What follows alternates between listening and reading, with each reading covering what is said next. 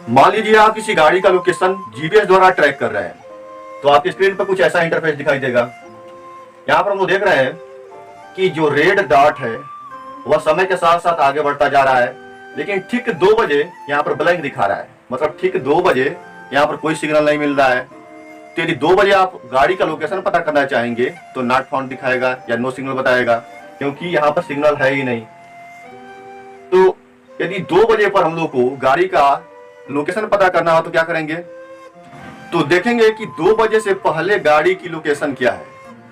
मान लीजिए 1:58 पर गाड़ी किसी रेलवे क्रॉसिंग से 2 किलोमीटर की दूरी पर है। अब थोड़ा और आगे बढ़ते हैं और देखते हैं कि 1:59 पर गाड़ी रेलवे क्रॉसिंग से 1 किलोमीटर की दूरी पर है।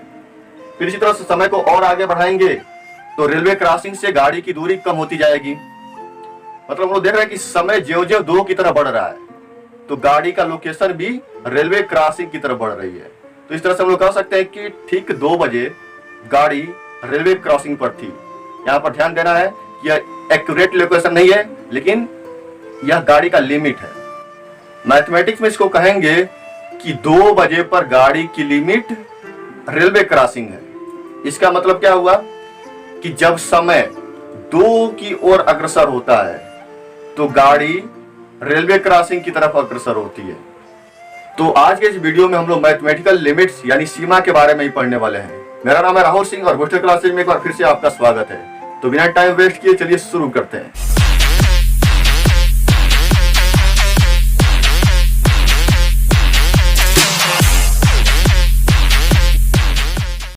अब इसी तरह की समस्या मैथमेटिक्स में भी उत्पन्न हो जाती है, क्योंकि कुछ फंक्शन ऐसे भी होते हैं जो चर के किसी विशेष मान पर इनडिटर्मिनेट फॉर्म में आ जाते हैं। अब यहाँ पर जो इनडिटर्मिनेट फॉर्म है वह सिग्नल गायब होने जैसा ही है। इसको समझ लिया जाए पहले। जैसे मान लीजिए यहाँ पर कोई फंक्शन fx है और fx में जब x = a रखा जाता है तो जो फंक्शन है उसका रूप इस टाइप का जाता है, यानी 0/0 के रूप में आ जाए, इनफाइनाइट के रूप में आ जाए, या इनफाइनाइट माइनस इनफाइनाइट के रूप में आ जाए, या 1 टू पावर इनफाइनाइट या 0 टू पावर इनफाइनाइट या 0 टू इनफाइनाइट टू पावर 0 या 0 टू पावर 0 के रूप में आ जाए। तो ये क्या हो जाएंगे? ये सभी इनडिटर्मिनेट फॉर्म है। मतलब इस स्थिति में फलन का मान ज्ञात करना संभव नहीं है। मतलब ये जितने भी स्थितियां बनेंगी वह सिग्नल गायब होने जैसा ही है। क्लियर है? तो चलिए अब इसको हम लोग एग्जांपल से समझेंगे। तो मान लीजिए एक फंक्शन है fx = x² - 4/x - 2। तो यदि कह दिया जाए कि x = 2 पर x = 2 पर इस फलन का मान ज्ञात कीजिए, तो यह संभव नहीं है, क्योंकि यदि इसमें x = 2 रख दिया जाए तो क्या हो जाएगा? ये हो जाएगा 2 का स्क्वायर 4 हो गया, -4, फिर अपान यहाँ पर 2 रखेंगे तो 2 - 2, तो ऊपर भी 0 हो गया और नीचे भी 0 हो गया। मतलब ये 0/0 के रूप में है। और हम लोग जानते हैं कि 0/0 के रूप में आ जाए तो जो फलन होगा वह इनडिटर्मिनेट फॉर्म में होगा। मतलब x = 2 पर हम लोग फलन का मान नहीं ज्ञात कर सकते हैं। तो क्या करेंगे? x = 2 पर अब हम लोग को लिमिट ज्ञात करना पड़ेगा। तो इसको ऐसे लिख सकते हैं fx = इसको लिख सकते हैं x + 2 × x - 2 अपान x - 2। इसमें हम लोग x = 2 पर फलन का मान तो नहीं ज्ञात कर सकते हैं, लेकिन x = 2 के ठीक पहले फलन का मान ज्ञात कर सकते हैं। तो जैसे x बराबर इसमें रख दिया जाए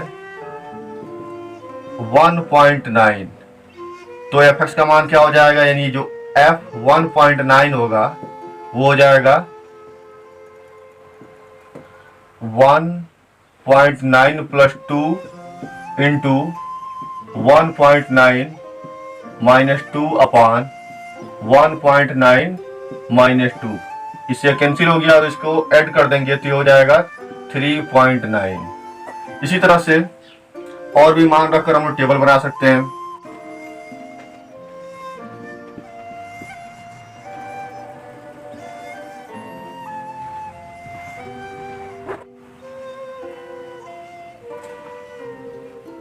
इसमें रखेंगे x का मान और इसमें रखेंगे एफ एक्स का मान।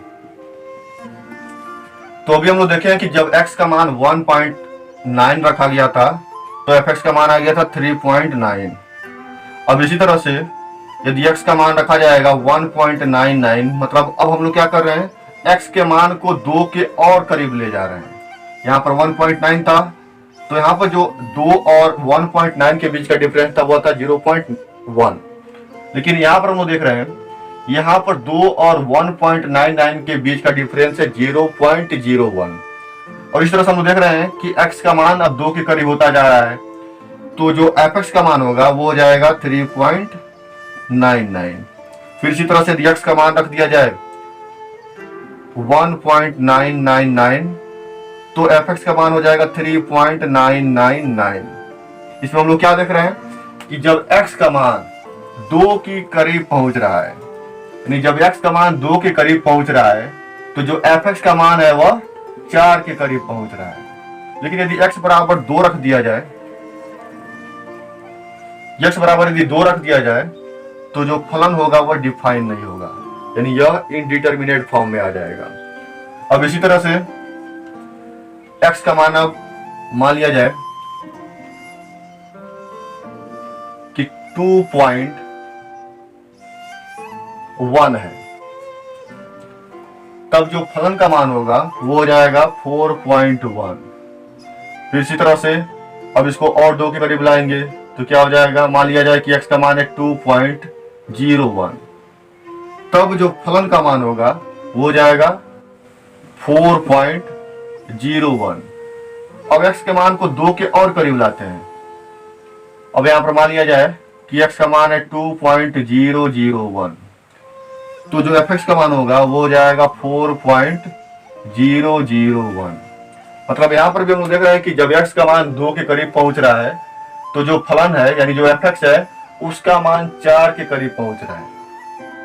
मतलब यहां पर 4 और 4.1 के बीच का डिफरेंस है 0.1, लेकिन यहाँ पर डिफरेंस और भी कम हो जा रहा है, नहीं यहाँ पर जो डिफरेंस है वो हो जाएगा 0.01। यहाँ पर डिफरेंस और भी कम हो जाएगा, यानी यहाँ पर डिफरेंस 0.001 हो जाएगा। मतलब इधर से भी हम लोग देख रहे हैं कि जब x का मान 2 की तरफ बढ़ रहा है तो फंक्शन का मान यानी जो फलन है उसका मान 4 की तरफ बढ़ रहा है। 4 हो नहीं रहा है लेकिन 4 की तरफ बढ़ रहा है। और इधर से भी हम लोग देख रहे हैं कि जब x का मान 2 के करीब पहुंच रहा है तो जो फलन है उसका मान भी 4 के करीब पहुंच रहा है। इधर से भी 4 नहीं हो पाता है। मतलब x बराबर 2 पर फलन डिफाइन नहीं है, लेकिन 2 की तरफ बढ़ने पर अब दाएं से बढ़े या बाएं से बढ़े, यानी बढ़ते हुए 2 की तरफ पहुंचे या घटते हुए 2 की तरफ पहुंचे, हम लोग देख रहे हैं कि जो फलन का मान है वह 4 की तरफ बढ़ रहा है। 4 पर पहुंच नहीं पा रहा है लेकिन 4 की तरफ बढ़ रहा है।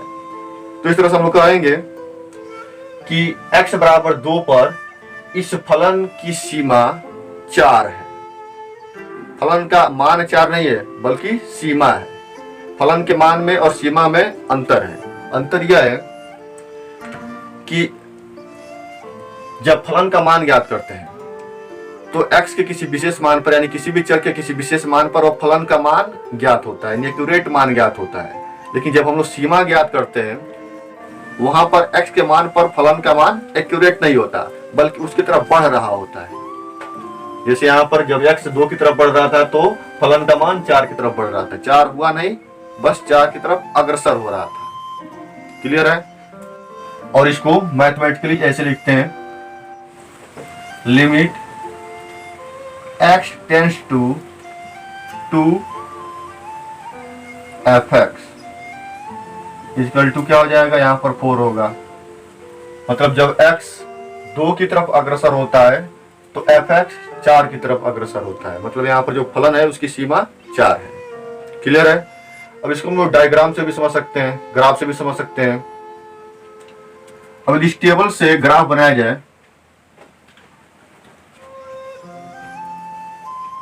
तो कुछ इस टाइप का ग्राफ प्राप्त होगा।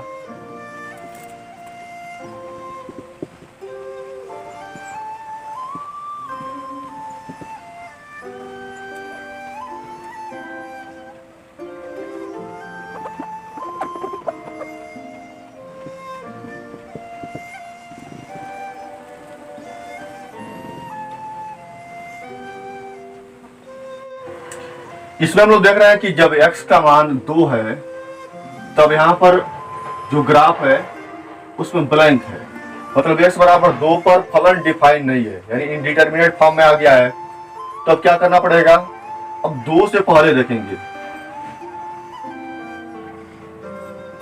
तो मान लिया जाए कि 2 से कुछ पहले जो फलन का मान है वह यह है, यानी 4 से कुछ कम है।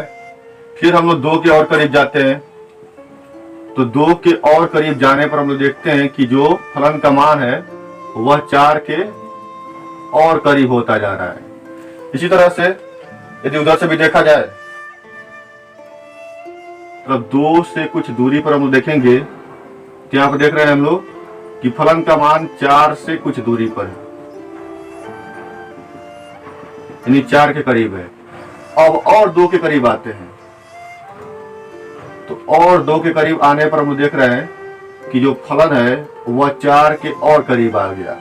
मतलब इधर से भी हम लोग देख रहे हैं कि जब इधर से 2 की तरफ बढ़ रहे हैं तो फलन का मान 4 की तरफ बढ़ रहा है, और उधर से भी हम लोग देख रहे हैं कि जब 2 की तरफ बढ़ रहे हैं तो फलन का मान 4 की तरफ बढ़ रहा है। तो इस तरह से हम लोग कह सकते हैं कि x बराबर 2 पर इस फलन की सीमा 4 है। अब एक बात और ध्यान देना है, लिमिट 2 प्रकार के होते हैं। एक होता है लेफ्ट हैंड लिमिट यानी वाम पश्चिम सीमा, और दूसरा होता है राइट हैंड लिमिट यानी दक्षिण पश्चिम सीमा। तो इसको भी इस ग्राफ में समझ लिया जाए। तो जब हम लोग 2 के इधर से यानी बाएं तरफ से 2 की तरफ पहुंचेंगे तब ये जो लिमिट ज्ञात होगा वह लेफ्ट हैंड लिमिट होगा, लेकिन जब दाएं तरफ से 2 की तरफ बढ़ेंगे तो ये जो लिमिट होगा वह राइट हैंड लिमिट होगा।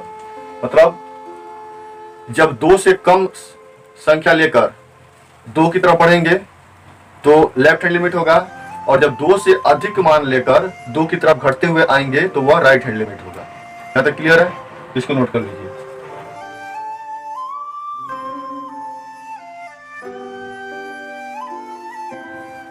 तो चलिए जान लिया जाए कि लेफ्ट हैंड लिमिट और राइट हैंड लिमिट कैसे ज्ञात किया जाता है। तो पहले देख लिया जाए कि लेफ्ट हैंड लिमिट कैसे ज्ञात किया जाता है। तो अभी हम लोग देखे हैं कि लेफ्ट हैंड लिमिट ज्ञात करने के लिए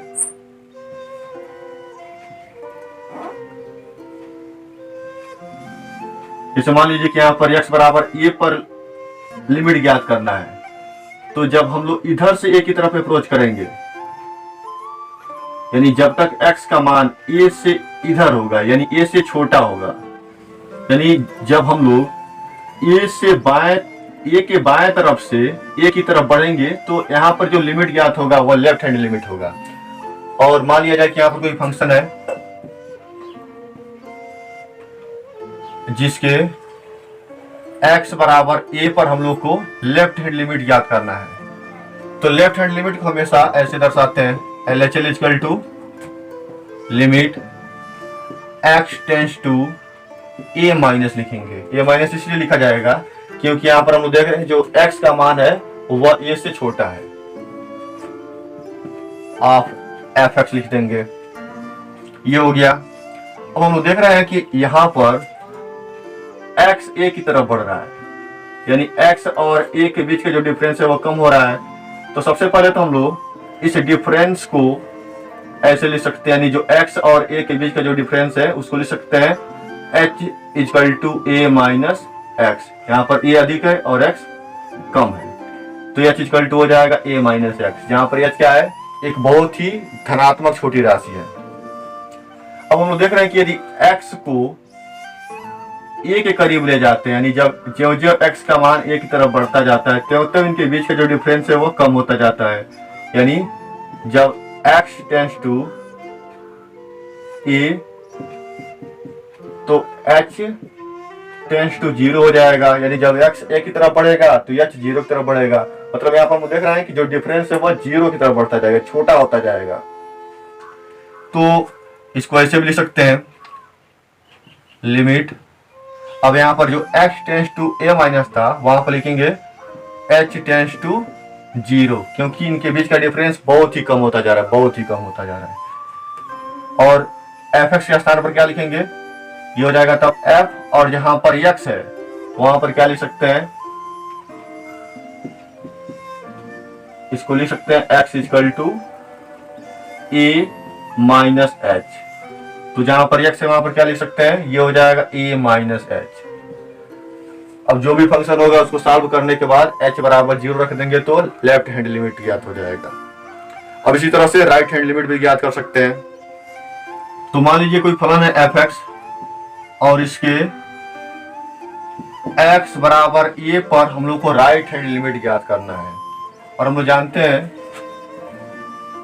कि यदि x बराबर a पर राइट हैंड लिमिट ज्ञात करना होगा तो इधर से अप्रोच करेंगे इसको, यानी x का मान पहले a से अधिक होगा और धीरे धीरे यह a की तरफ बढ़ता जाएगा, यानी x का मान कम होते होते a की तरफ बढ़ेगा।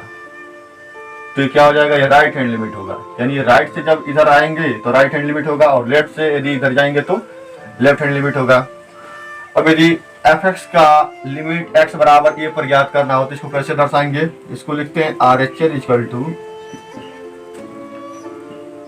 Limit x tends to a plus. a plus मतलब जो x का मान है वो a से अधिक है और यह a की तरफ बढ़ रहा है, और यहाँ पर लिख देंगे f(x). फिर वैसे हम लोग देख रहे हैं कि जो इनके बीच का डिफरेंस है उसके लिए h मान लिया जाए, जहां पर h क्या है, एक धनात्मक अत्यंत छोटी राशि है। तो जिसको h मान लिया जाए तो ये क्या हो जाएगा, h इक्वल टू हो जाएगा x माइनस a। यहाँ पर x का मान अधिक है और a का मान कम है। अब यहाँ से यदि a का x का मान लिखना हो तो क्या लिख सकते हैं, ये हो जाएगा x equal to a plus h। मतलब यहाँ पर x बराबर हो गया a प्लस h। अब हम लोग देख रहे हैं कि ज्यों ज्यों x a की तरफ बढ़ता जाएगा, यानी ज्यों ज्यों x का मान a के करीब होता जाएगा त्यों त्यों जो इनके बीच का डिफरेंस है वो भी कम होता जाएगा। मतलब जो h है वो बहुत ही छोटा होता जाएगा। तो जो h है वह 0 की तरफ प्रवृत्त होगा। मतलब ज्यों ज्यों x a की तरफ अग्रसर होगा तो h यानी जो इनके बीच का डिफरेंस है वह 0 की तरफ अग्रसर होगा, यानी इनके बीच का डिफरेंस कम होता जाएगा। तो जब x टेंस टू a तो h टेंस टू क्या हो जाएगा, 0 हो जाएगा। तो यहाँ पर भी लिमिट को ऐसे लिख सकते हैं, लिमिट h टेंस टू 0, और जहां पर f(x) है वहां पर लिखेंगे f, x के स्थान पर क्या लिखेंगे, यहाँ पर लिखेंगे a प्लस h, और फिर इसको सॉल्व करने के बाद h का मान 0 रख देंगे तो राइट हैंड लिमिट ज्ञात हो जाएगा। क्लियर हो गया, यहां तक नोट कर लीजिए, इसके बाद एग्जाम्पल देखेंगे।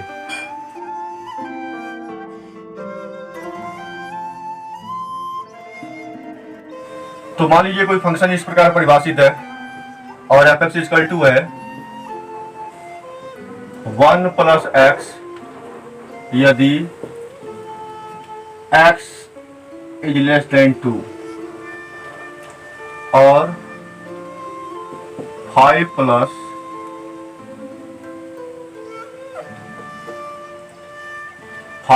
2x यदि x is greater than or equal to 2।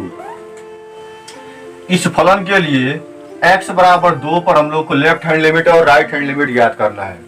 तो सबसे पहले लेफ्ट हैंड लिमिट ज्ञात किया जाए। तो हम लोग जानते हैं कि left hand limit equal to हो जाएगा limit x tends to 2 minus, और यहाँ पर हम लोग इन दोनों फलनों में से कौन फलन चुनेंगे, तो जिसमें x का मान 2 से कम होगा। तो हम लोग देख रहे हैं कि जब x का मान 2 से कम है उसके लिए यह फलन है, और जब x का मान 2 के बराबर या 2 से अधिक है उसके लिए यह फलन है। तो हम लोग कौन सा फलन चुनेंगे, ये वाला। तो हो जाएगा 1 प्लस x। अब इसको ऐसे भी लिख सकते हैं, लिमिट h टेंस टू 0। अभी हम लोग देखे थे क्या हो जाएगा, अब h टेंस टू 0 लिखेंगे और जहां पर x था वहां पर क्या लिख देंगे, a माइनस h लिखेंगे। ये नहीं, यहाँ पर 2 लिखा जाएगा, यानी 2 माइनस h लिखेंगे। अब यदि इसको सॉल्व किया जाए तो हो जाएगा लिमिट h टेंस टू 0 और ये हो जाएगा 1 प्लस 2 माइनस h। अब इन दोनों को ऐड कर दिया जाए तो क्या हो जाएगा, ये हो जाएगा लिमिट h टेंस टू 0 और ये हो जाएगा 3 माइनस h। अब क्या करेंगे, लास्ट में h का मान 0 रख देंगे, तो जब h का मान 0 रखेंगे तो हो जाएगा ये 3 माइनस 0, 3 में से 0 घटा देंगे तो हो जाएगा ये 3, यानी यहाँ पर जो लेफ्ट हैंड लिमिट है उसका मान 3 है। अब यदि राइट हैंड लिमिट ज्ञात करना हो, हम लोग जानते हैं कि RHL इक्वल टू होगा limit x tends to 2 plus, क्योंकि यहाँ पर x का मान 2 से अधिक है, और हम लोग वह फलन चुनेंगे जिसके लिए x का मान 2 से अधिक हो। तो इसमें हम लोग देख रहे हैं कि 5 प्लस 2x फलन तब लागू होगा जब x का मान 2 के बराबर होगा या 2 से अधिक होगा। मतलब इसके लिए हम लोग ये वाला फलन चुनेंगे, ये वाला, ये हो गया 5 प्लस 2x।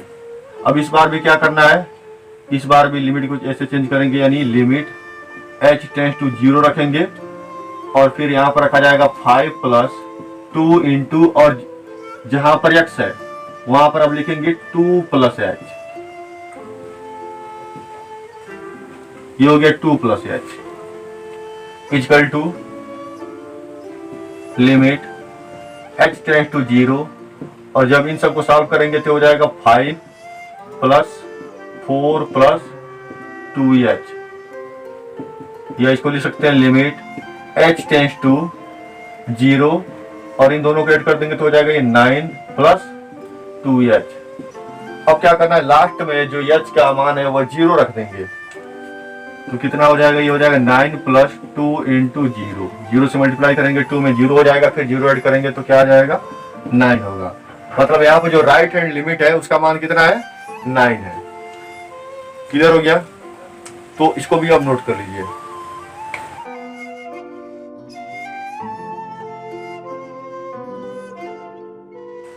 तो यह तो लिमिट का इंट्रोडक्शन था।